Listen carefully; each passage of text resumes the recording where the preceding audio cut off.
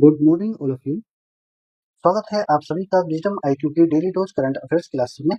आज की current affairs काफी महत्वपूर्ण है और साथ ही हर रोज की तरह हम आपके लिए आज भी एक स्पेशल टॉपिक लेकर आए हैं जो है वन्य जीव संरक्षण जो परियोजनाएं चली हैं उनके लिए, उनके बारे में काफी महत्वपूर्ण है। और देखिए आप जो है देख सकते हैं प्रोजेक्ट एलिफेंट, इसके अलावा जो है बाबर आजम की जो है वापसी हुई है, किसमें वापसी हुई है इस पर भी चर्चा करेंगे।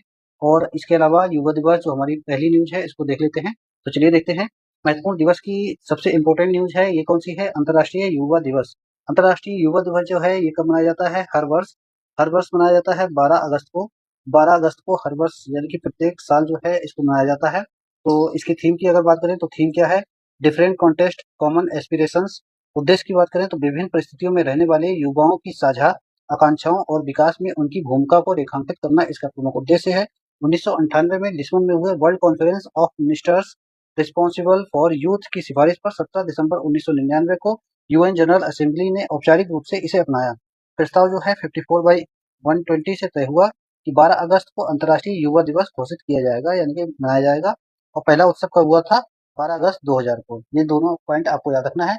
साथ ही अगर हम देखें तो राष्ट्रीय युवा दिवस, तो दो आपको पढ़ना है, एक तो है अंतर्राष्ट्रीय युवा दिवस और दूसरा है राष्ट्रीय युवा दिवस। काफी महत्वपूर्ण है, प्रश्न यहाँ से भी बनते हैं। तो इसको देख लेते हैं कि राष्ट्रीय युवा दिवस जो है कब मनाया जाता है? 12 जनवरी को मनाया जाता है हर साल। और ये स्वामी विवेकानंद जो है उनकी जयंती के रूप में मनाया जाता है। स्वामी विवेकानंद जी का जन्म कब हुआ था? 12 जनवरी 1863 को हुआ था। और राष्ट्रीय युवा दिवस की शुरुआत कब से हुई? 1985 में हुई थी, जब भारत सरकार ने 12 जनवरी को स्वामी विवेकानंद की जयंती को इस रूप में मनाने का निर्णय लिया था। तो दो आपको याद रखना है, एक तो अंतर्राष्ट्रीय युवा दिवस 12 अगस्त को और राष्ट्रीय युवा दिवस 12 जनवरी को। 12 जनवरी को हर वर्ष मनाया जाता है। ये दोनों आपको याद रखना है, दोनों ही परीक्षा की दृष्टि से काफी महत्वपूर्ण है। चलिए देखते हैं प्रश्न क्या है कि अंतर्राष्ट्रीय युवा दिवस 2026 की थीम क्या है? तो क्या थीम है इसकी? अलग अलग परिस्थितियां समान आकांक्षाएं यानी कि डिफरेंट कॉन्टेस्ट कॉमन एस्पिरेशंस। चलिए देख लेते हैं। आईसीसी टेस्ट रैंकिंग में बाबर आजम की वापसी हो चुकी है। तो ये 12 अगस्त को एक न्यूज आती है कि आईसीसी की जो है इसके अकॉर्डिंग क्या है कि शीर्ष 10 बल्लेबाजों में ये शामिल हुए हैं। और ये जो वापसी है वेस्ट इंडीज के विरुद्ध पाकिस्तान की टेस्ट श्रृंखला में उनके प्रदर्शन के बाद हुई है। काफी शानदार प्रदर्शन रहा है इनका। तो चलिए देखते हैं। आपको दो चीजें याद रखनी है। आईसीसी दो जगह आप देखेंगे, एक तो आईसीसी आपको देखने को मिलेगा इंटरनेशनल क्रिकेट काउंसिल, और दूसरा आपको देखने को मिलेगा इंटरनेशनल क्रिमिनल कोर्ट। तो दोनों को एक बार हम देख लेते हैं एक नज़र में। इनका मुख्यालय, तो international cricket board council sorry international cricket council का मुख्यालय कहाँ है? दुबई में। और यूएई से पहले कहाँ था? ये लंदन में था। 2005 में ये शिफ्ट हुआ है। तो ये आपको याद रखना है। और इसकी स्थापना कब हुई है? 15 जून 1909 को। 15 जून 1909 को इसकी स्थापना हुई थी। और जबकि अगर हम दूसरी चीज देखें तो इंटरनेशनल क्रिमिनल कोर्ट, इसकी स्थापना और इसका मुख्यालय, तो मुख्यालय कहाँ है? द हेग नीदरलैंड में। और स्थापना कब हुई है? 1 जुलाई 2002 को। काम इसका क्या है? काम देख लीजिए कि युद्ध अपराध नरसंहार के मामलों की सुनवाई करना इसका कार्य है। तो आपको याद रखना है क्रिकेट वाला आईसीसी कहाँ पर है? दुबई में है। और कोर्ट वाला आईसीसी कहाँ है? हेग में है। हेग यानी कि नीदरलैंड, नीदरलैंड के हेग में है। दोनों आपको याद रखना है। आईसीसी अलग अलग पूछेगा, फुल फॉर्म देगा उसके बाद ही पूछेगा, तो आप याद रखिए। चलिए प्रश्न देखते हैं। 12 अगस्त 2026 को आईसीसी पुरुष टेस्ट बल्लेबाजी रैंकिंग के शीर्ष 10 में कौन वापस आया है? तो कौन आया है? बाबर आजम। बाबर आजम वापस आए हैं। चलिए नेक्स्ट देखते हैं। अंतर्राष्ट्रीय प्रवासन से संबंधित एक न्यूज है। आईओएम यानी कि इंटरनेशनल ऑर्गेनाइजेशन फॉर माइग्रेशन ने अपनी रिपोर्ट जारी की है। और रिपोर्ट जो है इसकी जानकारी देती है। इस रिपोर्ट के अनुसार अगर हम देखें तो 2026 में सेंट्रल मेडिटेरियन रूट पर प्रवासी मौतें दोगुने से अधिक हो चुकी हैं, ये याद रखना है। और साथ ही ईस्टर्न मेडिटेरियन रूट पर 3 गुने से अधिक मतलब बढ़ चुकी हैं। रिपोर्ट ने कहा है कि अनियमित प्रवासन में कमी के बावजूद प्रवासन मार्गों के अधिक खतरनाक होने की वजह से ऐसा जो है हुआ है या उसकी ओर ध्यान दिलाया है। अगर हम बात करें इंटरनेशनल ऑर्गेनाइजेशन फॉर माइग्रेशन यानी कि आईओएम की स्थापना की, तो स्थापना 1951 में हुई है। पुराना नाम यानी कि पहले इसका नाम क्या हुआ करता था? Inter governmental committee for European migration यानी कि आईसीईएम। और मुख्यालय कहाँ है? जिनेवा स्विट्जरलैंड में। और इसके सदस्य की बात करें तो 193 सदस्य देश हैं, 9 पर्यवेक्षक देश हैं। वर्तमान में कितने हुए? 174। तो संबंध अगर देखें तो 2016 में ये संयुक्त राष्ट्र यूएनओ से संबंधित संगठन बना यानी कि यूएन माइग्रेशन एजेंसी। कार्य इसका क्या है? प्रवासन, शरणार्थी, मानव तस्करी और विस्थापित लोगों को से संबंधित इसका कार्य है, तो ये आपको याद रखना है। चलिए प्रश्न देखते हैं। प्रश्न है आईओएम का मुख्यालय कहाँ है? तो ये है जेनेवा में। कहाँ है? जेनेवा में।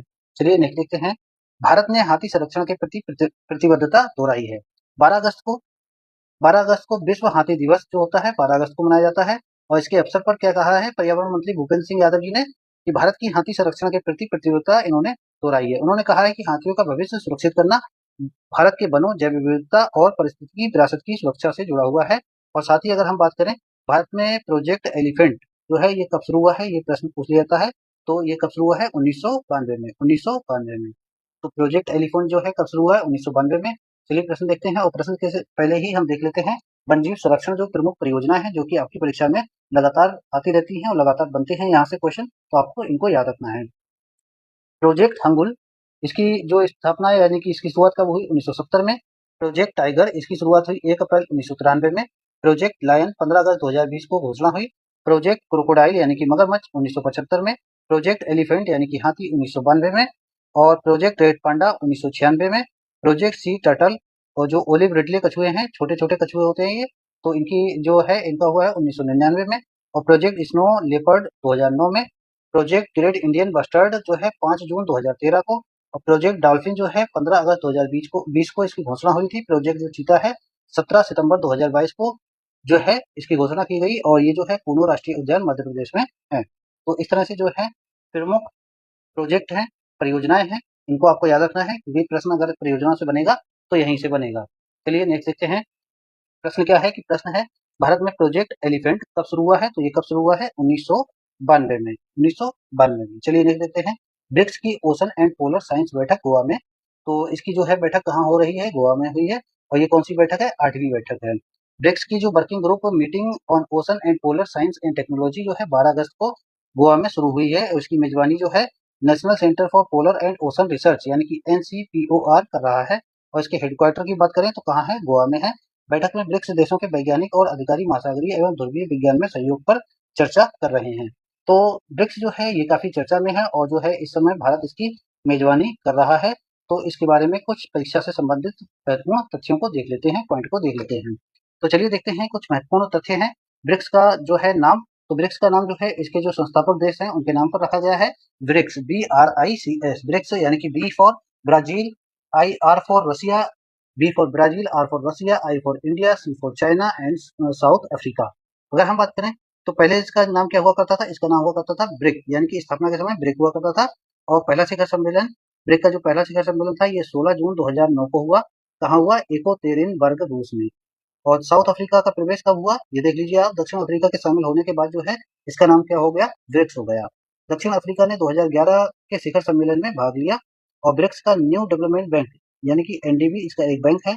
और 2014 में फोर्टोलेजा ब्राजील शिखर सम्मेलन में NDB की स्थापना का निर्णय लिया गया। और साथ ही जो इसका मुख्यालय है वह कहाँ है? शंघाई, चीन में। तो इस तरह से दो प्रश्न बन जाते हैं NDB से, यानी कि ब्रिक्स का जो बैंक है उससे भी प्रश्न बनते हैं। ज्यादातर इसका जो है मुख्यालय के बारे में पूछा जाता है और ये कब स्थापना हुई ये भी पूछ लिया जाता है। वर्तमान में सदस्य इसके कितने हैं? ये देखिए 11 है। मैं कई बार आपको बता चुका हूँ, अब तक आपको याद हो जाना चाहिए। कौन कौन से हैं? ब्राजील, रूस, भारत, चीन, दक्षिण अफ्रीका, मिस्र, इथोपिया, ईरान, UAE, इंडोनेशिया और सऊदी अरब। इंडोनेशिया जो है 2025 में पूर्ण सदस्य इसका बन गया है। चलिए देखते हैं 8वीं BRICS ocean and polar science बैठक कहाँ शुरू हुई है? तो ये कहाँ हुई है? गोवा में। चलिए नहीं देखते हैं। रामनाथ कोविंद जी की आत्मकथा का विमोचन किया है, तो ये किसने किया है? ये किया है प्रधानमंत्री नरेंद्र मोदी जी ने किया है। और साथ ही अगर हम बात करें इनकी पुस्तक का नाम क्या है?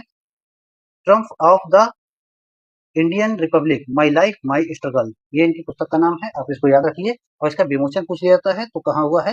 नई दिल्ली में। देखिए एक तो पुस्तक का नाम यानी कि इनकी आत्मकथा का नाम, दूसरा किसने विमोचन किया है? नरेंद्र मोदी जी ने। और कहाँ किया है? दिल्ली में किया है। और ये इनकी आत्मकथा है यानी कि इन्होंने स्वयं लिखी है। तो देखते हैं प्रश्न क्या है। रामनाथ कोविंद की आत्मकथा यानी कि Trump of the Indian Republic, my life my struggles का विमोचन कहाँ किया गया है? तो ये कहाँ किया गया है? नई दिल्ली में यानी कि न्यू दिल्ली में। खेल प्रशासन से जुड़ी एक न्यूज है, इसको देख लेते हैं। TTFI यानी कि table tennis federation of India जो है इसकी मान्यता निलंबित की गई है। आखिर क्या कारण है? कि गवर्नेंस डेफिशिएंसी जो है इसके कारण जो निर्धारित समय पर चुनाव न कराना इसमें शामिल है। तो इसकी वजह से इनकी जो है सदस्यता निरस्त की गई है।